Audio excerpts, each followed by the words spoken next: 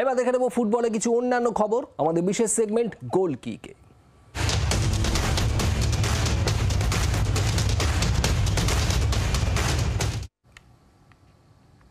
ঘরের মাঠে প্রথম ম্যাচের আগেই কলকাতায় চলে আসেন ইস্ট বেঙ্গলের প্রধান কোচ কার্লোস কুয়াদ্রাত। লাল হলুদ সমর্থকদের প্রিয় প্রফেসর কুয়াদ্রাত জানিয়েছেন মঙ্গলবার গভীর রাতে কলকাতায় পা দিচ্ছেন তিনি। বুধবার বিকেলে ক্লাব তাঁবুতেও যেতে পারেন কুয়াদ্রাত। সেদিন বিকেলেই অনুশীলন করার কথা সায়ন বন্দ্যোপাধ্যায় জেসিম টিকেদের, সেই অনুশীলনেও থাকার কথা কুয়াদ্রাত।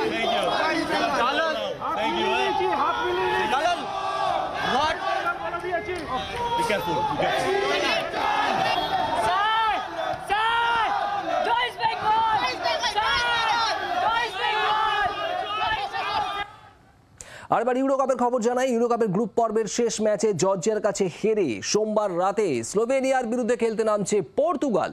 শেষ 16-র এই ম্যাচ থেকেই জয়ের ট্র্যাকে ফিরতে মরিয়া ক্রিস্টিয়ানো রোনাল্ডোর দল। ইউরোকাপে এখনো পর্যন্ত গোল করতে পারেননি রোনাল্ডো, তার পায়ে গোল দেখার অপেক্ষায় ভক্তরা। অপরদিকে এই প্রথমবার বড় কোনো আসরে নকআউট পর্বে খেলতে নামছে স্লোভেনিয়া।